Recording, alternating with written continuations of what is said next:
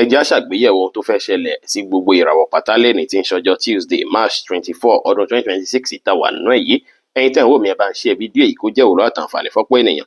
Oníràwọ̀ iná tó kanran yan Aries, kò sí wàhálà ọjọ́ tòní dára. Ìbáṣepọ̀ láàrin èèyàn àti àwọn tó jẹ́ bí àbúrò àbí ẹ̀gbọ́n yín, ìbáṣepọ̀ yín máa wọnú ara dáadáa, tó ṣe é pé ó ṣeéṣe kẹ́ àwọn kankan lọ́wọ́ ọ̀rọ̀ lẹ́tẹ̀ní tó jẹ́ pádùn máwọn èèyàn nínú púpọ̀, tá sì jẹ́ pé á bí kí wọ́n nífẹ̀ẹ́ yín sí ju ti tẹ́lẹ̀ lọ. Tẹ́lẹ̀ sì máa jẹ́ nǹkan tó ṣe é pé á tẹ́ yín lọ́rùn dáadáa, tínú yín á dùn, táyọ̀ yín á kún.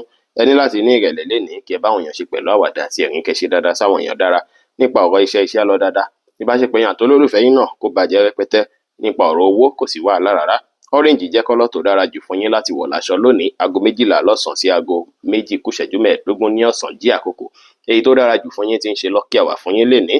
Oníràwọ̀ erùpẹ̀ alámọ̀ Taurus tàbí láàrin April 21 sí May 20. Gbogbo nǹkan tẹ́ bá ṣe lọ́jọ́ tòní á dálé lórí pé ẹ fẹ́ fi secure àwọn nǹkan tó ṣe é pé ẹ nílò lásìkò yìí. Nǹkan rẹpẹtẹ máa wà lọ́kàn yín tẹ́ nílò owó lé lórí lásìkò yìí tó ṣe é pé máa fẹ́ máa ṣiṣẹ́ lé lórí láti rí dájú pé achieve wọn. Ẹ lè lọ́jọ́ tòní láti fálẹ̀ mọ̀ṣẹ́ láti rí dájú pé èrè wọlé fún yín. Ẹ̀yin tẹ́ bá wò pé bóyá ẹ fẹ́ ra mọ́tò tuntun, ẹ fẹ́ invest sí business kan àbí real estate, gbogbo nǹkan bẹ́ẹ̀ yẹn ò ṣeé ṣe kí ó tayọ lọ́jọ́ tòní tí ẹ bá ṣe. Ẹ ní láti ní ìrẹ̀lẹ̀ lénìí, ẹ wá gbọ́dọ̀ náwó ní ìná àpàdá rárá. Kẹ́rí dájú pé fowó ṣe nǹkan gidi tí owó bá wọlé fún yín lọ́jọ́ tòní. Nípa ọ̀rọ̀ iṣẹ́ lọ dáadáa. Nípa ọ̀rọ̀ ìbáṣepọ̀ yín àti olólùfẹ́ yín kò sí wàhálà. Bẹ́ẹ̀ sì ni nípa ọ̀rọ̀ towó kò sí problem rárá. Brown jẹ́ kọ́lọ̀ tó dára jù fún yín láti wọ̀ láṣọ lónìí, aago 2:15 lọ́sàn sí aago 3:30 ní ọ̀sán jí àkókò. Èyí tó dára jù fún yín tí ń ṣe lọ́kì àwà fún yín lénìí. Oníràwọ̀ afẹ́fẹ́ aláwàdà Gemini tàbí láàrin May 21 sí June 21. Ọjọ́ tòní ní láti wà careful gan nípa ọ̀rọ̀ iṣẹ́ yín o. Ó ṣeéṣe kí àwọn ìṣòro kan kó ṣẹlẹ̀ ní ibi iṣẹ́ tó máa jẹ́ ètò ṣe pé lè lágbára díẹ̀. Ẹ̀yin tó ṣe pé iṣẹ́ tí ó jọ mọ́ factory work àbí iṣẹ́ site, ó ṣeéṣe kí injury kó wáyé lọ́jọ́ tòní o, tó sì lè jẹ́ tí ó ní agbára. Yín tẹ̀sí jẹ́ driver náà, èké sára tẹ́ bá wà lórí ọ̀nà lọ́jọ́ tòní. Ẹ jìnnà sí mímu ọtí tí ẹ bá ń wa ọkọ̀ kó má bàa fa accident tí yóò lágbára díẹ̀. Ọjọ́ tòní ó ṣeéṣe kí ọ̀pọ̀lọpọ̀ yín kẹ́ ṣe costly mistake kékeré kan tó ṣe pé ó lè fẹ́ cause yín ní a lot of stress, àbí kó fẹ́ bí kí àìbalẹ̀ ọkàn fẹ́ wà fún yín, àbí kó fẹ́ bí kí ẹ tún fẹ́ ná ànátúnà owó, àbí kẹ́ tún fẹ́ ṣe wàhálà láti bẹ̀rẹ̀. Ẹ rí dájú pé ẹ fẹ̀lẹ̀ ṣe, ṣùgbọ́n gbogbo eléyìí títí ìrọ̀lẹ́ gbogbo ẹ máa níyànjú. Ó ṣeéṣe kẹ́ come across ènìyàn kan lọ́jọ́ tòní tá ṣe nǹkan tá mú kí ni dùn, tá sì jẹ́ kẹ́ feel relieved. Ẹ wà positive minded lénìí, kẹ́ ṣe prayer dáadáa lénìí kẹ́ tó jáde. Ẹ má ṣe ṣojú kòkòrò nǹkan ju bó ṣe yẹ lọ. Ẹ má ṣe ohun tó lágbára jù mí lọ. Ẹ má finú tẹ́nikẹ́ni. Ẹ má gbára lẹ́nikẹ́ni.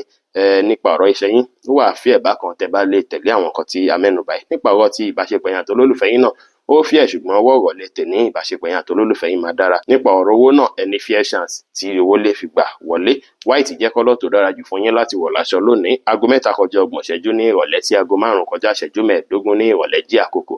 Èyí tó dára jù fún yín tí ń ṣe lọ́kì àwà fún yín lénìí. Oníràwọ̀ mi agbára Cancer tàbí láàrin June 22 sí July 22. Ọjọ́ tòní jẹ́ tó ṣe é pé ẹ máa wà very spiritual, ẹ máa wà highly spiritual dáadáa. Ọjọ́ tòní á ṣe yín bí ìgbà pé ẹ ní láti plan dáadáa ṣáájú kẹ́ tó gbé ìgbésẹ̀ kí ìgbésẹ̀, àbí ṣáájú kẹ́ tó ṣe ohunkóhun. Ọjọ́ tòní jẹ́ tó ṣe é pé ẹ ní fẹ́ over stress ara yín rárá lórí ohunkóhun tí ẹ bá ń ṣe. Ẹ máa fẹ́ dàbí ìgbà pé kí ẹ dá wà lẹ́yìn nìkan, kẹ́ dá nǹkan yín ṣe ló máa rí, tó sì jẹ́ pọ́jọ́ tòní dára púpọ̀. Kẹ́ fi visit nature, ó lè jẹ́ tí odò àbí àárín ibi tó ṣe pé nature pọ̀ sí, bí àpáta, bí àwọn igbó tó ṣe pé ẹ lè fi ṣe prayer. Tẹ́ bá wà níbi nature náà, ẹ lè pray fáwọn oore tẹ́ ń fẹ́. Bẹ́ẹ̀ sì lè rí dájú pé ẹ jìnnà sí àwọn ibi tó ṣe pé ariwo bá pọ̀ sí púpọ̀ jù lọ́jọ́ tòní. Kẹ́ sì má péjú níbi ìpéjọpọ̀ tí ẹ bá lọ tàbí tẹ́ bá wà. Ẹ mọ́kàn balẹ̀ lénìí, kẹ́ gbàlàfíà láàyè. Ẹ bá àwọn èèyàn sọ̀rọ̀ pẹ̀lú ìfẹ́. Nípa ọ̀rọ̀ iṣẹ́ yín ó fí ẹ̀bá kan. Nípa ọ̀rọ̀ relationship yín ó wà okay. Nípa ọ̀rọ̀ towó náà kò sí wàhálà. Lavender jẹ́ kọ́lọ̀ tó dára jù fún yín láti wọ̀ láṣọ lónìí, aago 11:15 láàárọ̀ sí aago 12 ní ọ̀sán jí àkókò. Èyí tó dára jù fún yín tí ń ṣe lọ́kì àwà fún yín lénìí. Oníràwọ̀ iná tó gbóná riri Leo tàbí láàrin July 23 sí August 22. Ọjọ́ tó dára lọ́jọ́ tòní jẹ́ láàrin èèyàn àti àwọn tó súnmọ́ yín.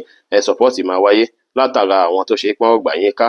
Ọjọ́ tòní jẹ́ tó ṣe pé ó dára kí ẹ fi network, kí ẹ fi bá àwọn èèyàn ṣe, kí ẹ fi polówó ọjà yín, kí ẹ share àwọn brand yín, àwọn nǹkan tẹ́ ń polówó, àwọn nǹkan tẹ́ ń tà, ẹ share fáwọn èèyàn káàkiri pé lágbájá báyìí ni mo ṣe. Ẹ create awareness dáadáa lọ́jọ́ tòní. Nípa ṣíṣe eléyìí, nípa gbígbé ìgbésẹ̀ tó nípọn, ó ṣeéṣe kí ẹ rí àwọn àǹfààní jẹ látàrí èyí. Bẹ́ẹ̀ ni ìfẹ́ sí ìrọ̀gbà yín ká rẹpẹtẹ lénìí, nítorí ẹ máa wà very social lọ́jọ́ tòní. Ẹ múra dáadáa lénìí kí ẹ dùn rí lójú. Ẹ má sọ̀rọ̀ di àbí ọ̀rẹ́ tọ́ sí yàn. Ẹ ṣe dáadáa sáwọn èèyàn kí ẹ bá àwọn èèyàn ṣe pẹ̀lú ìfẹ́. Nípa ọ̀rọ̀ iṣẹ́ yín kò sí problem. Ẹ ṣàkànrí pé ẹ wá connection lọ́jọ́ tòní. Nípa ọ̀rọ̀ ìbáṣepọ̀ yín àti olólùfẹ́ yín kò sí wàhálà. Nípa ọ̀rọ̀ owó náà sì pé kò sí problem rárá. Purple jẹ́ kọ́lọ̀ tó dára jù fún yín láti wọ̀ láṣọ lónìí, aago 1:10 ní ọ̀sán sí aago 4 ní ọ̀sán jí àkókò. èyí tó dára jù fún yín tí ń ṣe lucky hour fún yín lénìí. Oníràwọ̀ erùpẹ̀ funfun Virgo tàbí láàrin August 23 sí September 23, ọ̀rọ̀ relationship àtọ̀rọ̀ iṣẹ́ ó ṣeéṣe kí ó wà lọ́kàn yín gbágbágbá.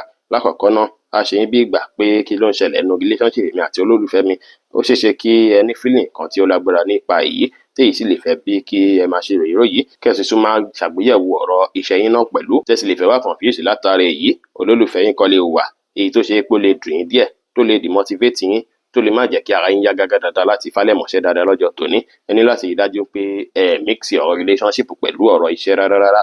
Ọjọ́ tòní jọjọ́ tó ṣe pé ẹ ní láti try láti create balance nínú méjèèjì, kẹ́ mọ́kàn ara yín balẹ̀ dáadáa. Láìpẹ́ láì jìnnà gbogbo nǹkan máa lọ dáadáa tí ẹ máa feel ara yín padà, tó sì jẹ́ pé ẹ máa padà decide lórí ọ̀rọ̀ iṣẹ́ yín pé báyìí mo yìí fẹ́ ṣe. Ẹ ní ìrètí pé gbogbo nǹkan máa dá, ẹ ní ìgbàgbọ́ nínú ara yín, ẹ free mind yín kẹ́ wà positive minded, ẹ ṣe dáadáa sáwọn èèyàn kí ẹ mú sùúrù lò pẹ̀lú. Nípa ọ̀rọ̀ iṣẹ́ yín ó wà fear bákan torí pé ó ṣeéṣe kí ìròyìn kó gbalẹ̀ rẹpẹtẹ. Nípa ọ̀rọ̀ ti relationship yín náà ó ṣeéṣe kí ó rí bákan nínú ọkàn yín, èyí náà fear díẹ̀. Nípa ọ̀rọ̀ tówó náà sì gé, kò sí àrídájú pé owó rẹpẹtẹ kan fẹ́ wọlé dáadáa ní ọjọ́ tòní. White jẹ́ kọ́lọ̀ tó dára jù fún yín láti wọ̀ láṣọ lónìí. 5:10 sí aago 6 ní ìrọ̀lẹ́ jí àkókò èyí tó dára jù fún yín tí ń ṣe lucky hour fún yín lénìí. Oníràwọ̀ afẹ́fẹ́ márìmífín Libra tàbí láàrin September 24 sí October 23, ọjọ́ tó dára lọ́jọ́ tòní jẹ́ tó ṣe pé máa opportunity láti ní ìmọ̀ sí láti kọ́ ẹ̀kọ́ sí. Ọ̀pọ̀ yín tẹ̀ ń wò pé bóyá ẹ fẹ́ mọ̀ kan àbí nǹkan méjì nípa ìmọ̀ ìjìnlẹ̀ kan tí ẹ ti ń fẹ́ mọ̀ látijọ́ mẹ́ta.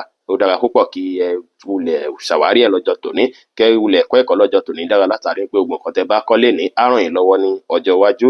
Ó dára lọ́jọ́ tòní kí ẹ travel kẹ́ rìnrìn àjò láti wáyé fẹ́ ní more experience nípa ayé, bẹ́ẹ̀ sì ni freedom lọ́jọ́ tòní máa jẹ́ nǹkan tó ṣe pé ẹ máa fẹ́ òmìnira yín báyìí ló máa jẹ yín lógún dáadáa lọ́jọ́ tòní. Ẹ wá ní ìrẹ̀lẹ̀ kẹ́ ṣe dáadáa sáwọn èèyàn, ẹ má dá sọ́rọ̀ tí wọ́n pè yín sí àbí èyí tí ó kàn yín kẹsì pa plan yín mọ́ láṣìírí.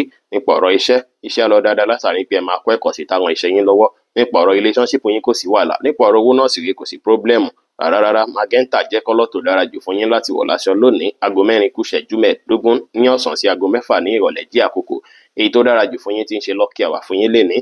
Oníràwọ̀ omi tútù Scorpio tàbí láàrin October 24 sí November 22, ọjọ́ yìí padà lọ́jọ́ tòní jẹ́ o. Tá ṣe yín bí ìgbà pé àgbáyé yín ti dọ̀tun àbí ẹ fẹ́ bẹ̀rẹ̀ ìgbésí ayé tuntun lọ́jọ́ tòní tó ṣe pé ẹ máa ní perspective tuntun, ẹ máa níwòye sí tuntun nípa ìgbésí ayé yín tó sì jọjọ́ tó dára púpọ̀ tó ṣe pé ìbáṣepọ̀ yín àti àwọn àna yín ó máa dára rẹpẹtẹ.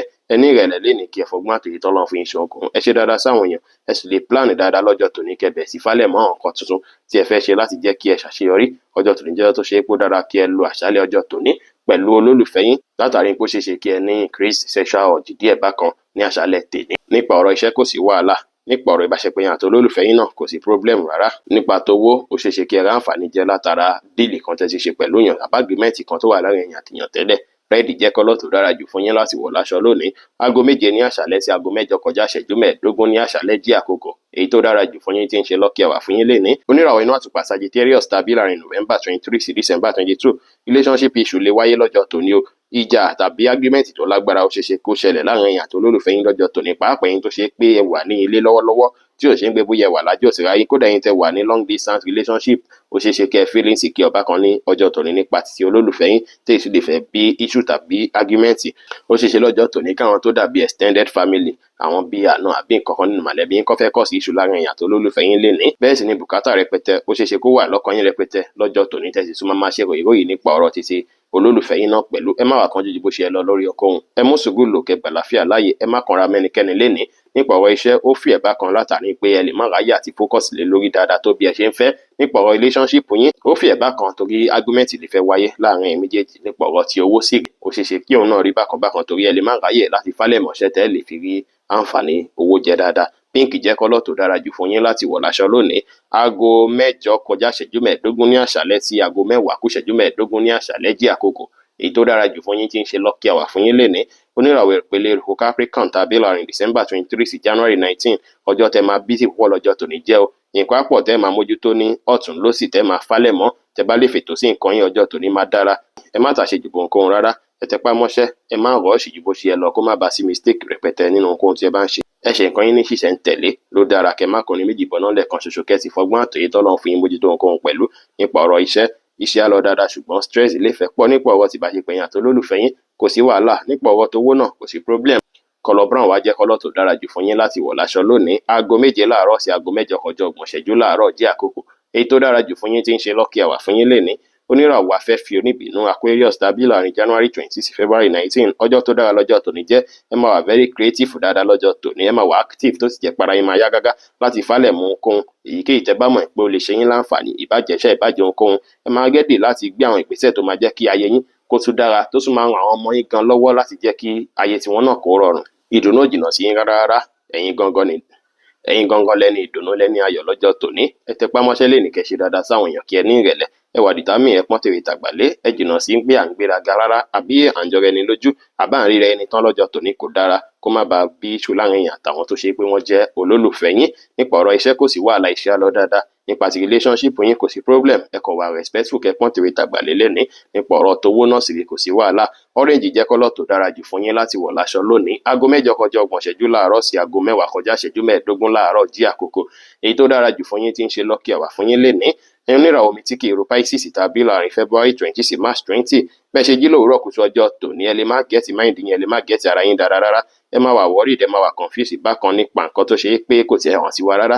Bóyá ti mọ̀lẹ́bí ni ó ṣe ṣe, kó jẹ́ ti family ló máa fẹ́ jẹ́ kẹ́ wà confused bákan. Bí ẹ ṣe ń fìlì yìí ó lè wú ìbínú àbí frustration jáde lára yín. Ẹ ní láti take care easy dáadáa. Ẹ má wulẹ̀ sọ̀rọ̀ lọ́nà tó máa gbà bí argument àbí misunderstanding láàrin ẹ̀yin àtèèyàn. Family issue bá wà, tẹ́ ẹ̀ bá handle family issue yín dáadáa lọ́jọ́ tòní ó lè bí ìjà tó máa ní agbára díẹ̀. Ẹ rí dájú pé ẹ fẹ̀lẹ̀ ṣe. Ọ̀dọ̀ ọ̀pọ̀lọpọ̀ yín ẹ máa ní one or two responsibility bíi bùkátà àti mọ̀lẹ́bí tẹ́ fẹ́ gbọ́ lọ́jọ́ tòní tó máa wúwo lọ́kàn yín. Ẹ ṣàmọ̀kàn balẹ̀ kẹ́ mọ̀ dájú pé gbogbo nǹkan tó ń ṣẹlẹ̀ lénìí á tó kásẹ̀ ńlẹ̀, tó sì jẹ́ pé nǹkan máa lọ dáadáa láìpẹ́. Ẹ distract ara yín nípasẹ̀ gbígbájúmọ́ iṣẹ́ fífalẹ̀mọ́ṣẹ́. Ẹ free mind yín kí ẹ wà positive. Ẹ sì gbìyànjú láti foríjì àwọn ènìyàn tó bá ṣe pé wọ́n ṣẹ̀yìn tẹ́lẹ̀, tó ṣe pé wọ́n ti tọrọ àforíjì. Ẹ má jẹ́ pẹ́ lẹ́rùkúnlẹ̀ ṣáájú kí ẹ tó foríjì wọn. Nípa ọ̀rọ̀ iṣẹ́ ó fi ẹ̀bá kan ni, nípa ọ̀rọ̀ relationship yín náà ó fi ẹ̀bá kan ni torí ìjà lè wáyé. Nípa ọ̀rọ̀ owó náà kò sáré dájú rẹpẹtẹ pé owó ńlá kan fẹ́ wọlé lọ́jọ́ tòní. White jẹ́ kọ́lọ̀ tó dára jù fún yín láti wọ̀ láṣọ lónìí. Aago 10 kọjá ìṣẹ́jú 15 láàárọ̀ sí aago 12 ní ọ̀sán jí àkókò. Èyí tó dára jù fún yín tí ń ṣe lucky hour fún yín lénìí. Ẹ̀yin tẹ́ sì fẹ́ ṣèwádìí onírúurú láǹfààní àti DM lórí 09033897161. Ire ogun ajẹ́ tiwa lónìí, lọ́sẹ̀ yìí, lóṣù yìí àti ní gbogbo ọjọ́ ayé wa láṣẹ Ìdùmarè. Ire o.